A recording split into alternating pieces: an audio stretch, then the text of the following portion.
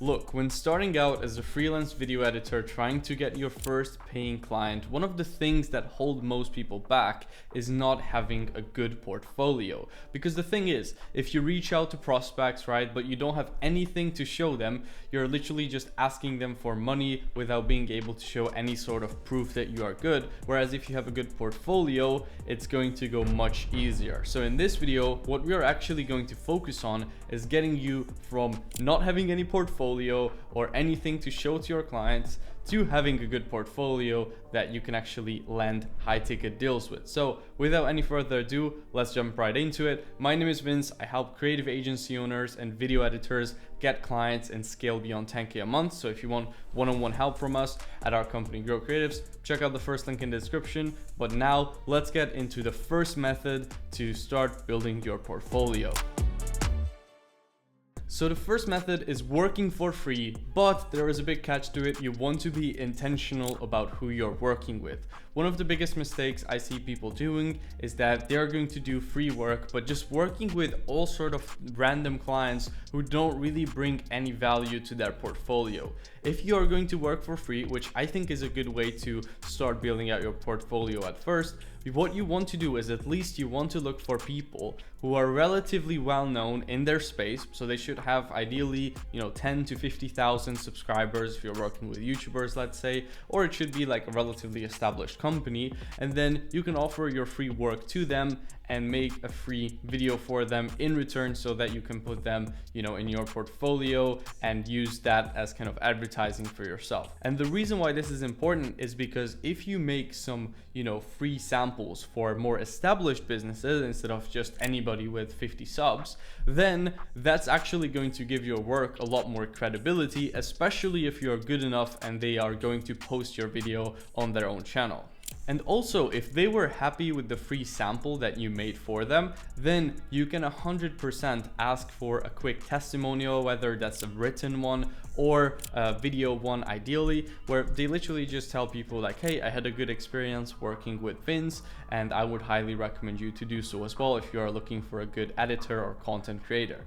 Those testimonials, if you post them on your socials and also your landing page or website, they go a huge way because that just gives your service that much more credibility. And then another thing you can also do is ask if they want to do more videos like that, but for a certain amount of price, whatever it is that you want to charge. And you will be surprised, a lot of people will convert into actually paying customers. Look, when you're starting from scratch, the experience that you are gaining working with a decent client for free is far more valuable than the amount you could get paid anyways for your most likely mediocre skill set. So you can not only improve your skills in video editing while also building out your portfolio at the same time, but you can also learn more about client relationships and things of that nature.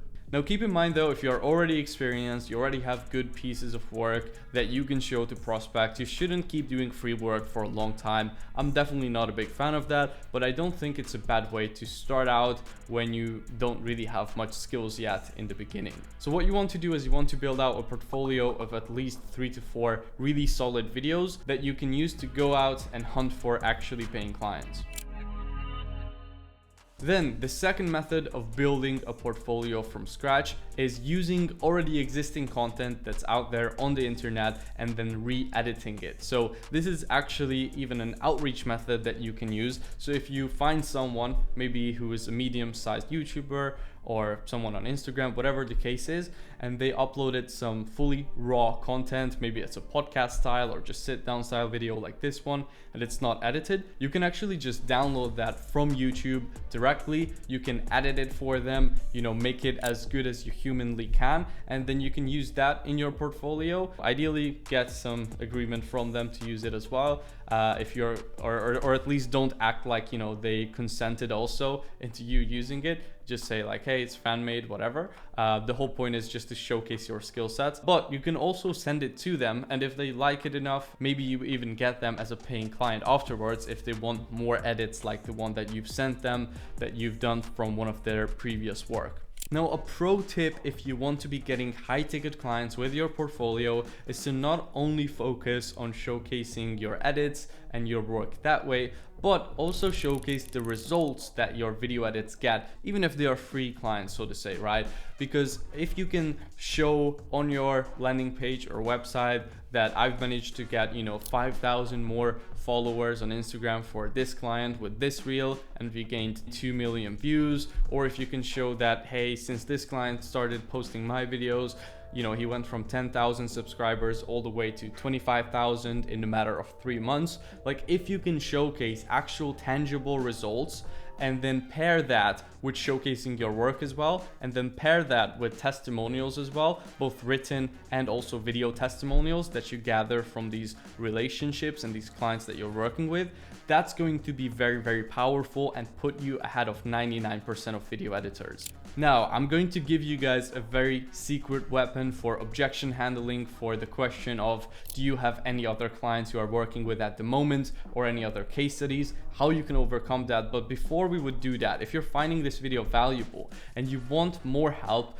with scaling again up to that 6-figure-a-year mark as a video editor, or transitioning from a video editor to a creative agency, then you want to go ahead and check out Grow Creatives, which is our one-on-one coaching program. In the description below, you can schedule a call and talk to one of my team members, and then eventually me as well, to see if you would be a good fit.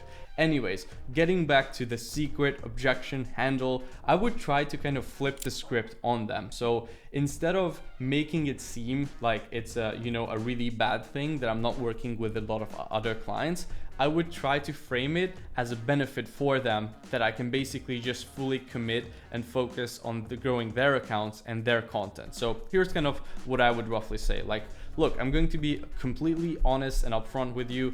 I don't work with any other clients at the moment, but because of that exact reason, I'm going to be putting 110% effort into your videos, into your content, because obviously it's also in my best interest to get you the best results possible, because if I do so, then you might even recommend me someone else, or you maybe are willing to shoot a quick testimonial for me that I can use to market myself and land more clients, right? But right now, all of my time is available to put into your project, and I'm going to go above and beyond on not only the edits, but also researching topics in your niche, finding out more information about how we can get an edge over the competition.